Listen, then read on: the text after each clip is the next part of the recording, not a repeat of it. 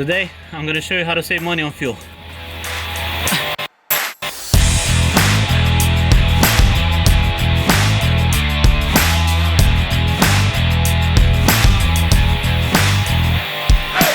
One of the things that I think is the most important is your driving style. For example, when I first started, I was averaging around 8 miles per gallon or so. Right now I'm averaging around 10, 11-ish. So I'm able to save at least $500 to $600 a month in just the fuel itself. Now, what I mean about driving efficiency, I mean the way you actually speed up or slow down. Try to pretty much stay in a lane that helps you maintain the same kind of speed. Don't drive too aggressively, like accelerate too much, then brake. You know, try to find a lane where you can keep consistent with your speed. Speed is also very important in my opinion, and you're gonna need to experiment a little bit and find your sweet spot. For me, it's 55 miles an hour, and the way I achieve that is using my cruise control. To find a gas station, you can use your typical apps for finding gas stations.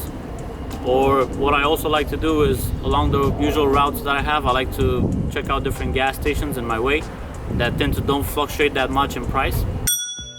Once you get your trip manifest, if you can, try to plan your trip using the most efficient route. Tires. When it comes to tires, what I like to do is have them always at proper pressure, properly balanced, and also I like to make sure the wheels are aligned. Reefer. In my case, having a reefer also impacts my fuel economy. So I know it's pretty much common sense, but once you're done with all the deliveries and you don't have any more freight in the back, just shut it off immediately. AC. AC, on or off. For me, what I tested so far is when I don't run the AC and I just run the fan, or I just roll down the window, especially when it's not too hot outside, I saw that I might be able to squeeze another 40-50 miles more out of the tank just by not having the AC on all the time, or at least alternate. Sometimes when it gets too hot, I turn the AC on for like 5-10 minutes, then I only turn on the fan, also maybe with the window down. It just depends. Fuel cards. For this one, it's actually more of a question than information or an advice. Regarding fuel cards, I have yet to discover a fuel card that gives me a very big advantage when it comes to saving fuel. So if you guys know, right now I'm using WEX, and I just use it at just one gas station, but it doesn't give me any discounts.